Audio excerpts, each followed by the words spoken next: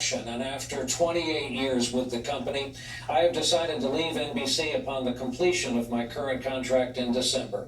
I have been truly blessed. I have been allowed to spend almost half my life with one company.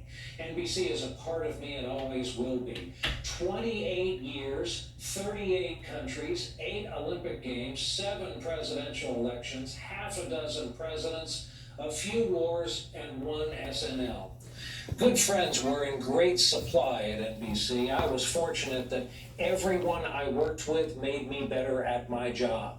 I have had the best colleagues imaginable. That includes great bosses.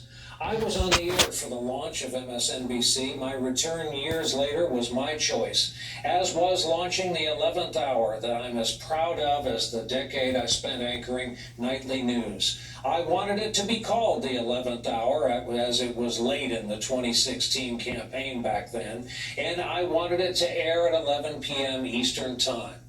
I ask all those of you who are a part of our loyal viewing audience to remain loyal. The 11th Hour will remain in good hands, produced by the best team in cable news. Special thanks are due to our guests on the 11th Hour, the journalists who made our broadcast what it was. They are our stars, and in this era, stars have Pulitzers.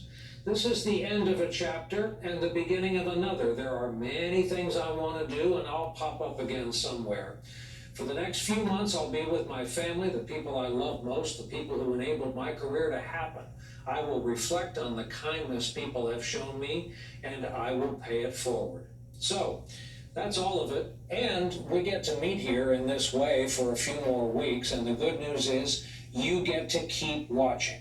As I said, the 11th Hour is way bigger than any one man or woman. The truth is, our secret has always been, it's always about our guests. That will never change. So we'll be talking, and come to think of it, I'll see you back here as early as tomorrow night. That's our broadcast for this Tuesday, with our thanks for being here with us as always. On behalf of all my colleagues at the networks of NBC News, good night.